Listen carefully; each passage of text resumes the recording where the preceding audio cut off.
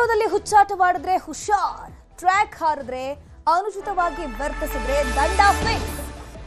Rules ಏನಾದರೂ break ಮಾಡಿದ್ರೆ ನಿಮಗೆ ದಂಡ ಬೀಳುತ್ತೆ ನೋಡಿ. ಮೆಟ್ರೋದಲ್ಲಿ ಏನಾದರೂ ಟ್ರ್ಯಾಕ್ ಹಾರಿದ್ರೆ ಅನುಚಿತವಾಗಿ ವರ್ತಿಸಿದ್ರೆ ದಂಡ ವಿಧಿಸಲಾಗುತ್ತೆ. ರೂಲ್ಸ್ ಮೀರಿದ್ರೆ ಬೀಳತ್ತೆ 5 ರಿಂದ 25,000 ರೂಪಾಯಿ ದಂಡ. ಮೆಟ್ರೋದಲ್ಲಿ ರೀಲ್ಸ್ ಮಾಡೋದಿರಬಹುದು, ತಿಂಡಿ ತಿನ್ನೋದಿರಬಹುದು, ವ್ಯಾಪಾರವನ್ನು ಕೂಡ ಮಾಡಿದ್ರು 5,000 ರೂಪಾಯಿ ದಂಡವನ್ನು ವಿಧಿಸಲಾಗುತ್ತೆ. ಆತ್ಮಹತ್ಯೆ ಇತ್ತೀಚಿನ ದಿನಗಳಲ್ಲಿ ಜಾಸ್ತಿ ಆಗ್ತಾ ಇದೆ. ಮೆಟ್ರೋ ಹಳಿಗೆ ಹಾರುವಂಥದ್ದು. ಸೊ ಆತ್ಮಹತ್ಯೆ ಹೆಚ್ಚಳ ಹಿನ್ನೆಲೆ ಭದ್ರತೆಯನ್ನು ಮಾಡಲಾಗ್ತಾ ಇದೆ. ಭದ್ರತೆ ಹೆಚ್ಚಳಕ್ಕೂ ಕೂಡ ನಿರ್ಧಾರ ಆಗಿರೋದು.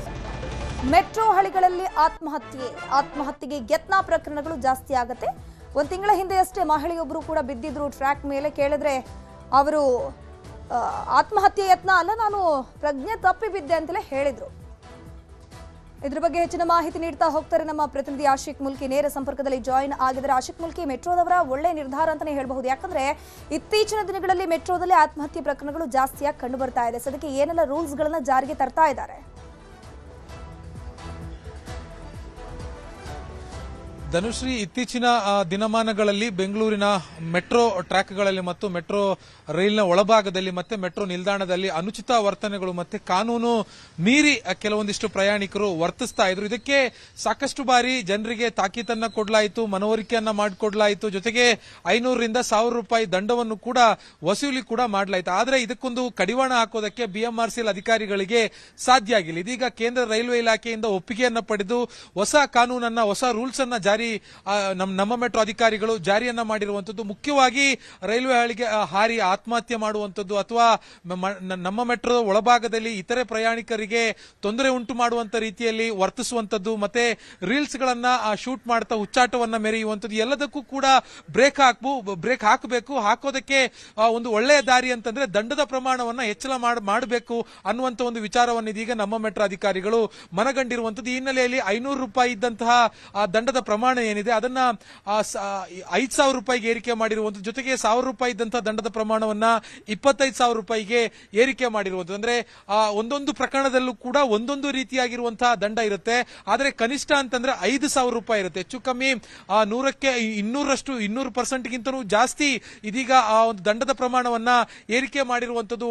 ನಮ್ಮ ಮೆಟ್ರೋ ಒಳಭಾಗದಲ್ಲಿ ಊಟ ಮಾಡುವಂತದ್ದು, ತಿಂಡಿ ತಿನ್ನುವಂತದ್ದು, ರೀಲ್ಸ್ ತೆಗೆದು ಬೇರೆ ಪ್ರಯಾಣಿಕರಿಗೆ ಒಂದು ರೀತಿಯ ತೊಂದರೆಯನ್ನು ಕೊಡುವಂತದ್ದು, ಇದಕ್ಕೆಲ್ಲದಕ್ಕೂ ಕೂಡ ಕನಿಷ್ಠ ಅಂತಂದ್ರೆ 500 ರೂಪಾಯಿನ ಹಿಂದೆ ವಸೂಲಿ ಮಾಡಲಾಗ್ತಾ ಇತ್ತು. ಆದ್ರೆ ಇನ್ನು ಮುಂದಿನ ದಿನಗಳಲ್ಲಿ 5,000 ರೂಪಾಯಿ ವಸೂಲಿ ಮಾಡೋದಕ್ಕೆ ನಮ್ಮ ಮೆಟ್ರೋ ಅಧಿಕಾರಿಗಳು ಏನು ನಿರ್ಧಾರವನ್ನ ಮಾಡಿರುವಂತದ್ದು. ಈ ಒಂದು ನಿರ್ಧಾರಕ್ಕೆ ನಮ್ಮ ಮೆಟ್ರೋ ಪ್ರಯಾಣಿಕರು ಕೂಡ ಖುಷಿ ಆಗಿರುವಂತದ್ದು. ಯಾಕೆ ಅಂತಂದ್ರೆ ಈ ರೀತಿಯಾಗಿರುವಂತಹ ವರ್ತನೆಗಳನ್ನ ಕಡಿವಾಣ ಹಾಕಬೇಕು ಅಂತಂದ್ರೆ ಇಷ್ಟು ದೊಡ್ಡ ಪ್ರಮಾಣದ ದಂಡ ಇರಬೇಕು, ಇಷ್ಟು ದೊಡ್ಡ ದಂಡ ಕಟ್ಟಬೇಕಲ್ಲ ಅನ್ನುವಂತ ಕಾರಣಕ್ಕಾಗಿ ಆದ್ರೂ ಕೂಡ ಇಂತಹ ಪ್ರಕರಣಗಳಿಗೆ ಕಡಿವಾಣ ಬೀಳಬಹುದು ಅನ್ನುವಂತ ಒಂದು ಮಾತುಗಳನ್ನ ನಮ್ಮ ಮೆಟ್ರೋ ಪ್ರಯಾಣಿಕರು ಹೇಳ್ತಾ ಇರುವಂತದ್ದು. ಧನುಶ್ರೀ, ಥ್ಯಾಂಕ್ ಯು ಆಶಿಕ್ ತಮ್ಮೆಲ್ಲ ಮಾಹಿತಿಗಾಗಿ. ಮೆಹಂದಿ ಮಾಸುವ ಮುನ್ನವೇ ಮಸಣ ಸೇರಿದ ವಧು. ಮದುವೆಯಾದ 15 ದಿನಕ್ಕೆ ಕರುಳು ಹಿಂಡು ಘಟನೆ ಆಗಬಹುದಿದೆ. ಮೆಹಂದಿ ಇನ್ನೂ ಕೂಡ ಮಾಸಿಲ್ಲ, ಆವಾಗಲೇ ಮಸಣ ಸೇರಿದ್ದಾಳೆ ವಧು. ಮದುವೆಯಾಗಿ ಜಸ್ಟ್ 15 ದಿನ ಆಗಿತ್ತು. 15 ದಿನದಲ್ಲೇ ಆಕೆ ಸಾವನ್ನಪ್ಪಿರೋದು. ಬೈಕ್ ಸ್ಕಿಡ್ ಆಗಿ ಸಾವನ್ನಪ್ಪಿದ್ದಾಳೆ ನವವಧು ಮೇಘನಾ.